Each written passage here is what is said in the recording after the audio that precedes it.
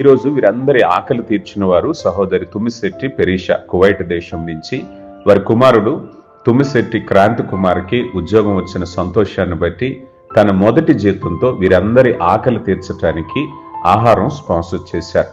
క్రాంతి కుమార్, దేవునిని బహుగా దీవించి నీ జీవితంలో మరిన్ని సంతోషమైన ఆశీర్వాదాలతో నింపునుగాక.